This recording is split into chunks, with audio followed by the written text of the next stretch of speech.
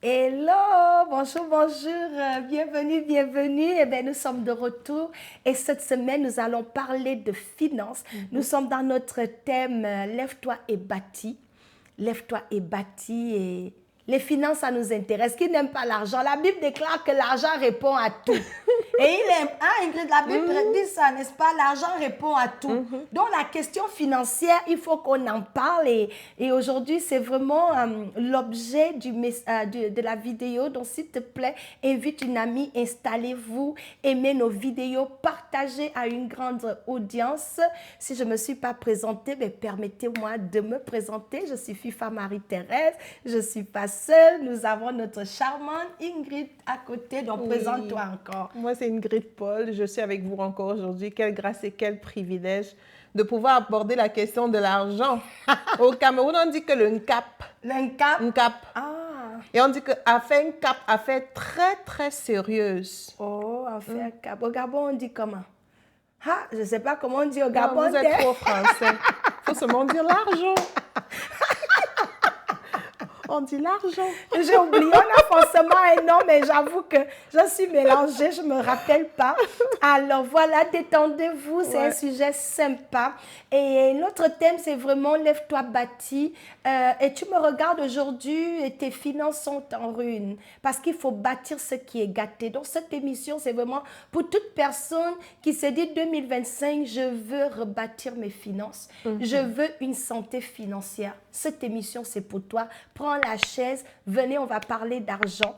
Et avant de commencer l'émission d'aujourd'hui, je voudrais comme ça m'arrêter pour faire une dédicace et puis dire merci à notre lionne, la lionne Nadège de Montréal. Oh my God, Nadège, j'ai failli pleurer. Excusez-moi, mais il faut que je le dise. Ingrid rentre avec un bouquet de fleurs plus une enveloppe, c'est-à-dire, quand j'ai touché l'enveloppe, moi, je dis, Seigneur, c'est quoi? Est-ce que ça, c'est 4 qui est comme ça? À ma grande surprise, quand je ouvre, j'ai dit, mais la fille là, la vision, Nadège, tu es dans la vision, parce que c'est comme si tu savais, on devait parler d'argent. Donc, ce que tu m'as envoyé là, moi-même, j'ai dit, non, Dieu même. Les gens qui doutaient encore, Jésus même. Amen. Jésus même. La Bible dit, il pourvoit à tous mes besoins selon ses richesses avec gloire à Jésus. C'est ça que je viens de voir là. J'étais assise ici. Je ne savais pas que l'argent devait quitter de Montréal pour atterrir à Vancouver. Donc la fleur que vous voyez en background, cette belle fleur, me vient tout droit d'une lionne de ma sœur, lionne Nadège de Montréal. Je vais la célébrer. Donc Nadège reçoit le shout-out, reçoit ma gratitude. Tu m'as fait une surprise. Si la surprise devait verser quelqu'un par terre, elle serait versée. Vraiment, ça m'a touchée. Je ne m'attendais pas. Je pense que c'est Dieu qui répond tout simplement à ma prière. Je bénis le Seigneur. Et le Seigneur qui t'a mis à cœur de m'arroser. La Bible déclare que celui qui arrose sera lui-même arrosé. Que le Seigneur te bénisse, qu'il bénisse ton mari, Basile, et qu'il bénisse vos enfants. Que le Dieu qui t'a inspiré, je ne sais pas c'est quoi le motif, c'est quoi la raison, mais je reçois cela comme une offrande. Amen. Et je prie que cet argent que tu m'as envoyé, ce beau bouquet qui est en train de m'embellir le salon, je prie que le même Dieu puisse te localiser et qu'il réponde avec vitesse et accélération à ton cri du cœur, à ta prière, parce que le Seigneur est vivant. Le Seigneur est vivant. Je te bénis, je bénis tes enfants et je m'accorde avec toi. Et je dis, Seigneur, que cette offrande qui m'a été donnée soit imparfaite de bonne odeur devant ton trône. Parce que qui suis-je? C'est par la grâce de Dieu. Seigneur, reçois tous les honneurs, reçois toute la gloire. Et s'il te plaît, bénis ta servante qui a trouvé digne de m'arroser, de m'arracher un sourire. Seigneur, je te dis merci pour ta bonté. In Jesus' name. Amen. Sois béni. Merci beaucoup. Merci, Nadège. Merci, Basile. Merci, les enfants. Je vous embrasse. J'ai vraiment été étonnée. Merci à toi, Ingrid, d'avoir été celle qui a fait les courses. PS. Post Canada. Post Canada, elle est arrivée chargée. Donc voilà, on parle d'argent. Fait que voilà, nous allons sans plus tarder regarder. Et Ingrid, aujourd'hui, j'ai vraiment envie qu'on aborde 2 questions très importantes parce que l'argent, il y a tellement de points qu'on peut regarder. Donc pour l'émission d'aujourd'hui, on va regarder 2 points clés. Le premier point, c'est les dépenses. Ensuite, on va regarder l'épargne. L'épargne. Tu ne peux pas parler argent sans contrôler tes dépenses et sans épargner. Tu ne peux pas prospérer si tu ne comprends pas les deux concepts-là. Donc, c'est ce que nous allons regarder avant de passer la parole à notre experte finance. Voilà, quelqu'un qui aime parler. Tu as dit le nom hein, au Cameroun, c'est Ngap, voilà. C'est K. Ngap. Voilà. Ngap, money. Ok, d'accord. Donc, voilà, avant de passer le micro à Ingrid, mon livre, si tu ne l'as pas encore acheté, mon frère, ma soeur, soutenez-le. Ce livre, tu ne finiras pas dans la honte. Vous pouvez le trouver dans mon site fifamarie-thérèse.com ou tout simplement sur Amazon. Achetez une copie, postez un avis, soutenez-moi dans cette entreprise-là. Je pense que c'est un livre qui va bénir plusieurs, un livre très, très encourageant. Et achetez aussi une copie du livre de Kim, Les bâtisseurs du royaume. Nous avons ces outils-là pour vous. Et si vous ne nous soutenez pas, qui va nous soutenir? Donc, prenez une copie. Et au passage, Ingrid, j'ai oublié de le dire, je suis désormais sur Instagram. Oui.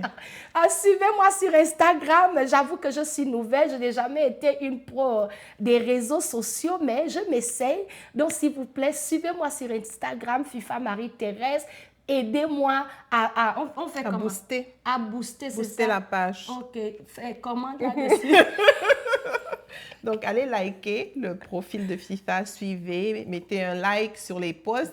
Et voilà, au fur et à mesure, elle va certainement monter très haut selon le plan que Dieu a pour elle dans cette aventure des réseaux sociaux. Là. Voilà, merci beaucoup Ingrid, ma directrice marketing. Merci. Donc voilà, je suis sur Instagram, suivez-moi et je suis nouvelle. Donc on va aller doucement et une fois que vous seriez nombreux à me suivre, on va peut-être pouvoir faire des lives. Donc gardez-moi en prière, ça prend beaucoup de courage. Donc voilà, sans plus tarder, on va passer la question à Ingrid. Ingrid, on parle des finances. Et ma première question pour toi aujourd'hui, c'est les dépenses. Plusieurs personnes ne réalisent pas que les dépenses affectent leur prospérité financière. Je veux qu'on en parle, je te passe la parole. Wow, ok. De but en blanc comme ça, on va plonger directement dans cette question-là. Et c'est une question importante. Parce qu'on prie, on dit, Seigneur, je veux prospérer. Seigneur, je veux pouvoir avoir des millions. Seigneur, j'attends telle promotion.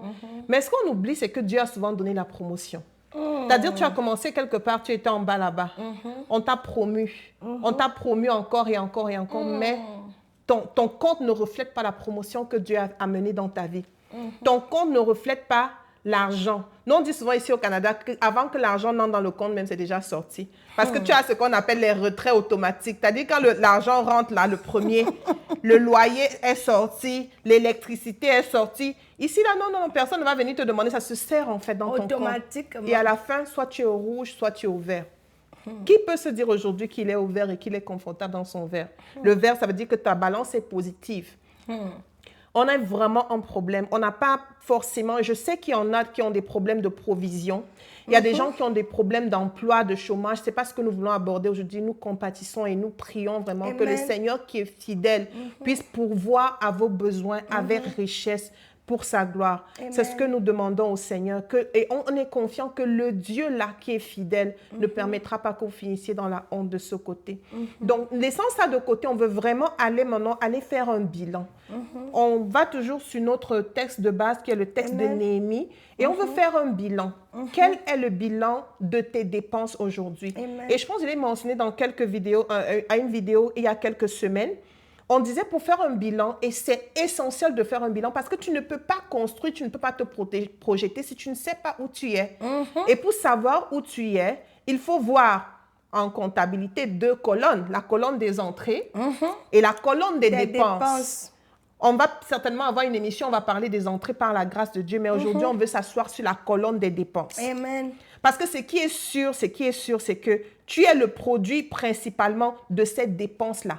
Il y a la rentrée, oui, mais il y a la dépense. Qu'est-ce qui sort de ton compte?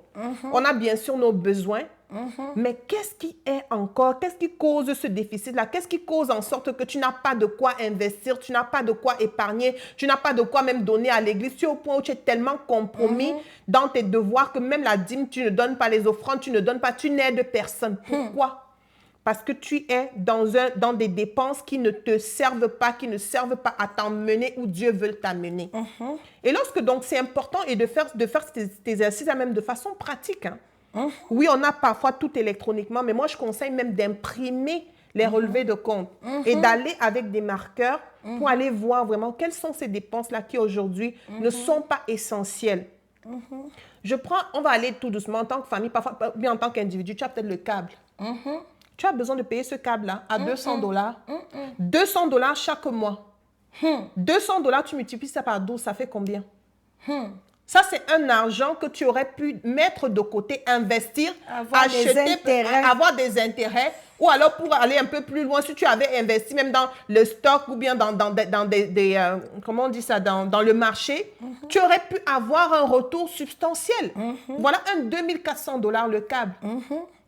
Aujourd'hui, tu as tout, le Seigneur même nous enseigne à sortir de tout ce qui est distraction et rester avec l'essentiel.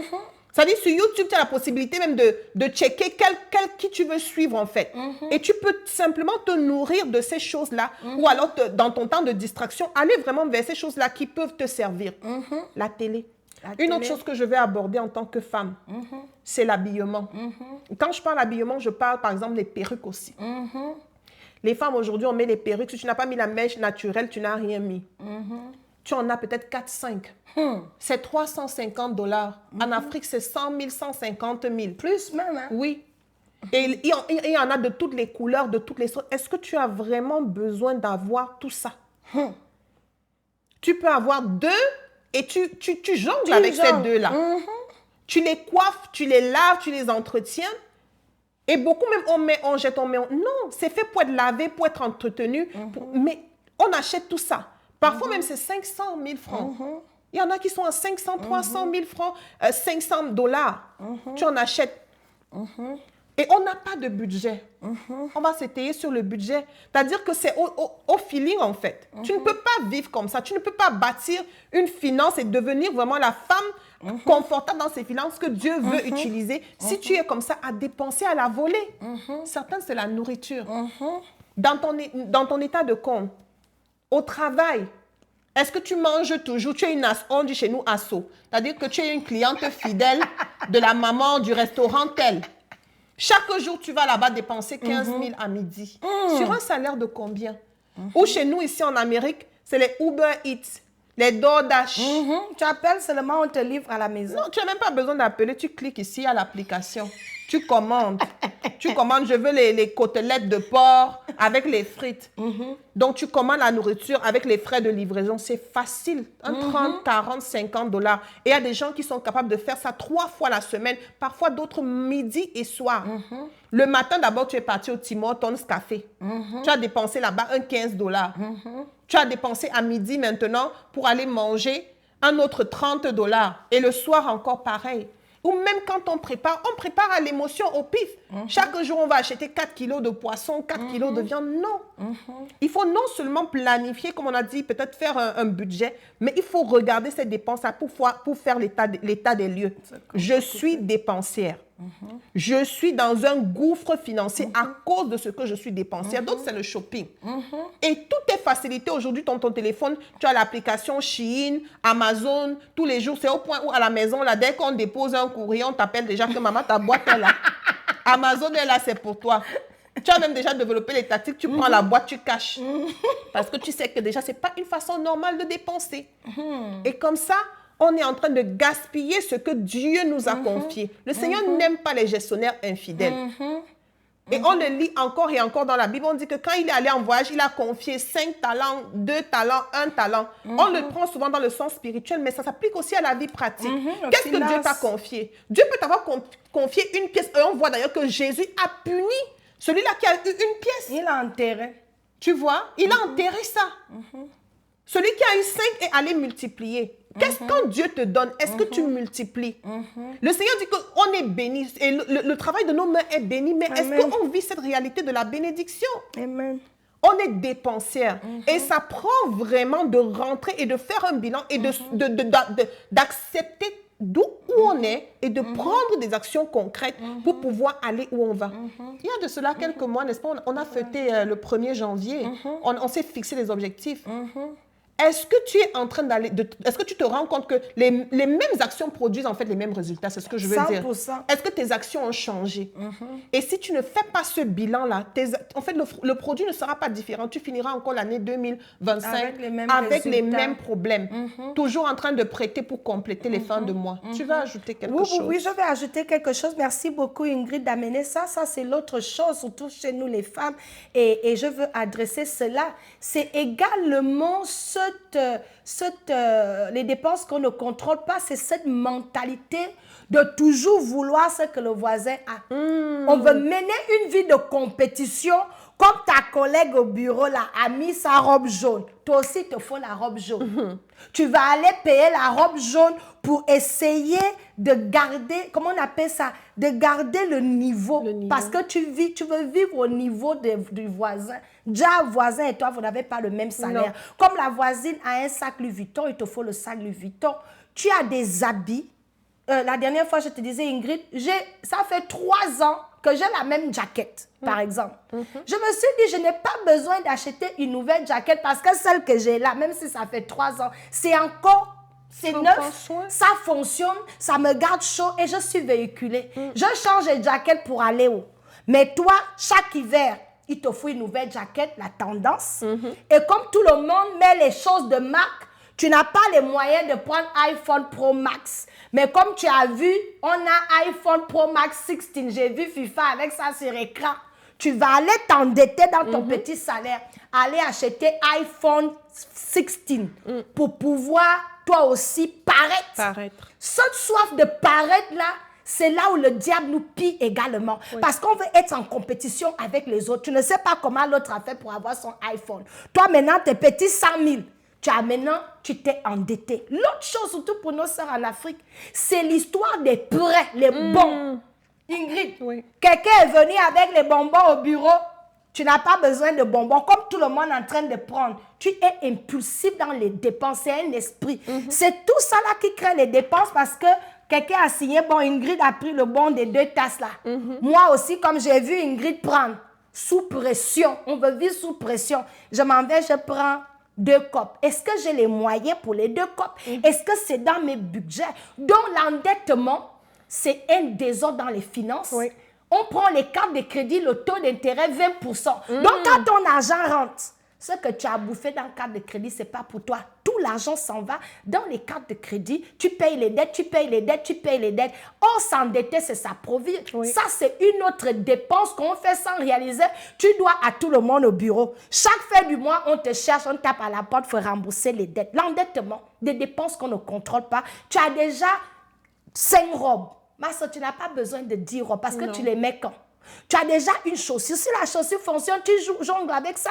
Le même haut que j'ai là, je peux porter ça avec une jupe. Je peux porter un pantalon. Les gens vont penser que je me suis changée. Déjà, je suis en train de jongler. Même haut, je peux mettre avec jupe. Donc ça, c'est des choses qu'on regarde. Et les dépenses sur l'habillement, sur les choses de marque, si tu as un sac en cuir, Ingrid, et que ton sac en cuir est bien, est-ce que j'ai besoin d'aller dépenser 3 000 $ pour avoir un sac Gucci, Louis Vuitton, si là où je suis financièrement, je ne suis pas encore confortable de m'acheter un sac Louis Vuitton, est-ce que j'ai besoin de ça? Si Ingrid a Louis Vuitton, gloire à Dieu, je suis contente pour toi, mais pour le moment, je suis encore dans mon sac de 20 000. Mais la Bible rentre, le téléphone rentre. Il faut savoir se contenter. Donc la pression sociale à vouloir être comme tout le monde et l'envie. Tu envies la voisine. Ce que l'autre a, tu veux. C'est comme ça que tu rentres maintenant à te piller toi-même. Parce que tu veux être comme le voisin. Donc ça, c'est des choses qu'on doit tenir compte que ça épuise nos finances. Parce que tu ne peux pas toujours vouloir ce que les autres ont. Et s'attendre à ce que tu aies une santé financière. Il faut savoir savoir dans quelle saison tu es. Cette saison, je n'ai pas encore le budget d'un sac Louis Vuitton. Je peux m'acheter un sac de 5 000. Garde ton sac de 5 000. Ça va aller. Parce que tu ne dois pas vivre selon ce que les voisins, les autres ont. Cette pression-là ne doit pas te conduire. Donc, ça, c'est ce que je voulais vraiment appuyer. Oui. La pression sociale, l'endettement et acheter les choses qu'on a déjà. On doit apprendre à se contenter. C'est quoi l'essentiel? Tu as payé le loyer, tu as payé les dépenses, l'école des enfants est payée. Qu'est-ce que je peux épargner?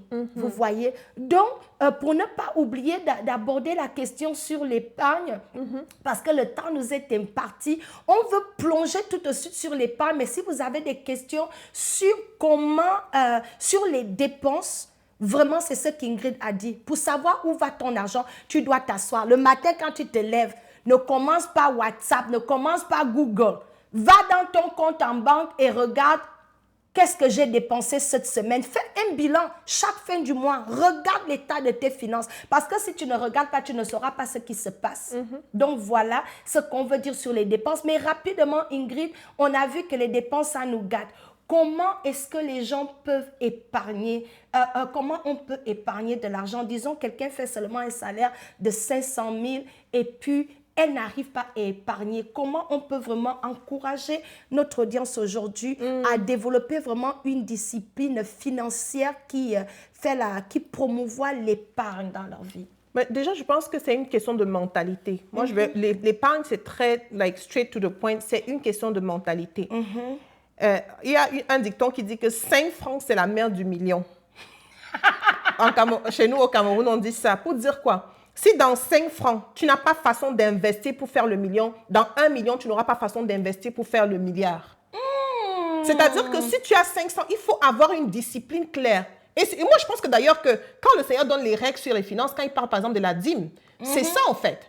Si tu as la discipline que quand 500 francs rentrent, je prends, c'est quoi 50 francs, je donne au Seigneur. Je prends un 25 francs, commençons même là, même un 5% pour épargner. Et tu te dis, ça ne m'appartient pas. C'est pour mon demain. C'est pas pour Ingrid d'aujourd'hui, c'est pour Ingrid il y a 10 ans plus tard. Ça ne m'appartient pas. Attends Ingrid, je vais t'interrompre une minute parce que ce que tu viens de dire, le verset est venu dans mon esprit. C'est ce dont le Seigneur nous parle également dans le livre de Luc. Il dit, si tu es infidèle, tu ne peux pas épargner 500. Ce n'est pas 5 millions que tu vas épargner. En fait, la discipline commence avec un peu. C'est ce que tu peux faire avec un peu qui peut déterminer ce que tu vas faire avec beaucoup. I like it. Continue. Non, exactement ça. C'est-à-dire que c'est un changement de paradigme. L'épargne n'est pas ce que tu fais lorsque tu as géré toutes tes dépenses. L'épargne, c'est ce que tu fais avant de gérer toutes tes dépenses. Et d'ailleurs, ça t'aide à être discipliné. Amen. Et c'est la même chose avec la dîme. C'est-à-dire que si je me dis, ce dixième, j'ai 500 000 francs, en fait, dans la réalité, j'ai 450 000 francs. Et dans la réalité, en fait, j'ai 425 000 francs. Parce que je le veuille ou pas, 25 000 francs va aller dans mon compte d'épargne pour moi demain. Ou bien pour ma prospérité demain. Et si je commence avec ça, quand j'ai 500 francs, moi, je commence avec les enfants. Dès que tu commences à avoir l'argent de poche, tu dois avoir 3 sections. Tu as l'argent, oui, mais tu as la dîme, tu as ton épargne, et même tu as aussi, chez nous, on a aussi ce qu'on appelle les dons, les œuvres sociales. C'est-à-dire, qu'est-ce que tu mets de côté pour donner à quelqu'un demain. Mais pour revenir à l'épargne, ce ne doit pas être une option dans ma tête. Tu ne me dis pas que tu ne vas pas me dire, oh, parce qu'aujourd'hui, mon salaire, c'est 20 $ de l'heure, je ne vais pas donner, je ne fais pas d'épargne, je ferai quand j'aurai 100 $. Non. Ma soeur, mets un compte, va tout de suite aujourd'hui, si tu n'as pas un compte d'épargne, va te créer un compte d'épargne et mets un retrait automatique. C'est-à-dire que chaque 1er du mois ou chaque 2 du mois, ce compte d'épargne-là va directement retirer, tu vas mettre alloué selon ton salaire, ce qui correspond à peut-être un minimum de 5% de ton revenu pour aller maintenant en épargne. Et la prochaine étape maintenant, c'est l'investissement. Et tu ne peux investir que ce que tu as épargné. On ne s'endette pas pour investir, on prend de ce qu'on a épargné pour investir. Et l'image que le Seigneur me montrait quand je préparais ce thème ici, vous me permettez très rapidement, c'était l'image d'un épi de maïs. Lorsque tu as l'épi de maïs, il a peut-être, on va dire quoi, 200 graines. Tu ne peux pas manger tout l'épi de maïs. C'est satanique en fait, je m'excuse d'utiliser le terme. C'est diabolique de manger tout l'épi de maïs sans retirer 3 graines pour la semence. Parce que cet épi-là est né d'une semence de 1, 2 ou 3 3 graines. Tu dois pouvoir retirer 3 graines, mettre de côté avant de manger tout. Et épargner, c'est pour ça, ça se fait avant. Amen. Tu retires les 3 graines, tu mets de côté avant de manger tout l'épi. Donc, ma sœur, aujourd'hui, tu dois prendre action. Il n'y a pas ici de réflexion ou de méditation. C'est de décider aujourd'hui que, en fonction de ton salaire, un 5%, un 2% va aller de côté pour l'épargne pour demain. Parce que même Dieu, lorsqu'il vient multiplier, il est venu multiplier chez la veuve, il a dit, qu'est-ce que tu as? Elle a dit, j'ai un fond d'huile. J'ai un fond d'huile. Il lui a dit, va chercher les bidons, ferme derrière toi et commence à verser l'huile. Si Dieu vient chez toi, tu as quoi qu'on va multiplier? Ce n'est pas les dettes qu'on multiplie, ce n'est pas les dépenses, mais c'est ce fonds-là. Fond-là. Donc, voilà. Wow, merci beaucoup Ingrid. Et ceci, vraiment, je voulais terminer en disant rapidement que l'importance, il faut comprendre pourquoi tu épargnes. Beaucoup de personnes, on veut vivre le jour. Ce qu'on ne comprend pas, l'épargne, c'est pour se préparer pour les mauvais jours, les jours où la pluie va tomber. Parce que la vie qu'on voit là, c'est fait de surprises. Tu peux avoir des crises financières. Tu peux perdre le boulot du jour au lendemain. Maladie peut arriver, tu t'en sors comment? Donc l'épargne, en fait, c'est prévu pour t'assurer les mauvais jours. Donc la Bible nous parle de la fourmi. Il dit, prenez l'exemple sur la fourmi. Elle n'a pas de maître, mais la fourmi qui est fourmi là nous enseigne une leçon vraiment de vie sur l'épargne. Parce que la fourmi nous dit que moi, c'est en été quand il fait beau là. C'est là où j'amasse pour l'hiver. Parce que quand l'hiver arrive, je ne peux pas sortir. Et quant à nous aussi, l'hiver arrive dans la vie. Il y a des imprévus qu'on ne peut pas contrôler. Donc l'épargne, c'est pour pouvoir dire, si je perdais l'emploi, si tu perds ton emploi aujourd'hui, est-ce que tu as de quoi vivre pendant 3 mois si tu perds ton travail? On ne le souhaite pas. Un mari meurt. Si c'est le mari qui gagnait l'argent dans le foyer, ton mari meurt. Est-ce que tu pourras t'en sortir, payer l'école des enfants, prendre soin de toi-même si le mari meurt? On ne pense pas à ça. Si toi-même aussi tu mourrais, tu laisses quoi à tes enfants? Parce que ça, on n'a pas le contrôle du lendemain. Le lendemain appartient à Dieu. Donc, épargner, en fait, cette discipline-là, on doit se l'imposer. Oui. Parce que quand les mauvais jours vont venir, et je peux vous dire par expérience, les mauvais jours, ça arrive toujours. Tu veux, tu veux pas. On ne contrôle pas le marché, on ne contrôle pas notre santé. C'est Dieu qui contrôle tout. Et Dieu, dans sa sagesse, nous apprend que nous devons épargner pour pouvoir se protéger lorsque l'hiver va venir. L'hiver, c'est là où c'est dur, il fait froid. La fourmi dit, faut pas l'hiver me surprenne. Comme ça, quand l'hiver est chaud, j'aurai ma nourriture que j'ai accumulée dans la saison où j'étais, où tout était bien. C'est ce qui va m'aider à traverser l'hiver. Ton épargne, c'est pour t'aider à traverser les jours de pluie parce que la pluie finit par tomber. Et je conclus en amenant l'autre exemple biblique, c'est dans la Bible, lorsque vous lisez l'Ancien Testament avec l'exemple de Joseph. Joseph est devenu un plié des finances. L'Égypte a prospéré dans le gouvernement de Joseph parce que Joseph avait compris ce principe. Il a dit à Pharaon, le rêve que tu as vu là, je vois 2 saisons. Il y aura une saison de sécheresse. Oui. La solution que Dieu nous donne, amassons, préparons-nous parce qu'il y aura 7 années de sécheresse. Donc l'Égypte a commencé à amasser. Oui. Ingrid, ils ont commencé à épargner. Quand la sécheresse est tombée, l'Égypte est devenue ce qu'on appelle, je pense que leur économie a boosté parce que même les pays aux alentours venaient acheter chez eux, s'approvisionner chez eux. Qu'est-ce que cet exemple-là nous montre? Je vous dis, la Bible parle de tout. Tu veux savoir finance, c'est dans la parole de Dieu. C'est dans l'exemple de Joseph, dans ce rêve-là que tu apprends des stratégies financières où Dieu nous montre clairement que il ne faut pas tout manger. Et même dans la Bible, quelque part dans le livre de Genèse, Dieu dit que la graine, la semence, il faut la planter. Tu ne peux pas manger l'avocat et le noyau de l'avocat. Mais on est là, on mange l'avocat. Ensuite, on prend aussi le noyau, on mange. Mais qui va reproduire l'avocat pour que l'avocat puisse pousser encore? Mes frères, mes sœurs, il faut prendre le noyau de l'avocat et planter ça. C'est comme ça, ce noyau-là va te donner encore plus d'avocats. Oui. Ne mangeons pas tout. Donc, ne vis pas le jour. Si tu es dans ce système-là, dis Seigneur, délivre-moi de la mentalité de vivre le jour. Donne-moi la grâce de réorganiser mes finances parce qu'il n'est pas trop tard. Le Saint-Esprit est avec nous et Dieu veut que tu prospères financièrement. Donc, appliquer l'épargne et appliquer la gestion des mauvaises dépenses inutiles. La Bible dit que celui qui s'endette est esclave. C'est de l'esclavage. Tout ton argent, tu dois à la banque. Tu vas épargner quoi? Donc, c'est le moment de laisser l'esprit des dettes exagéré. Donc, c'est ce que je voulais dire. Soyez bénis. Merci, Ingrid. La question des finances, on aime l'argent. Ah. Soyez toutes bénies Soyez et revenez bénies. nous voir encore. Merci pour votre fidélité. Soyez bénis. Merci, bye.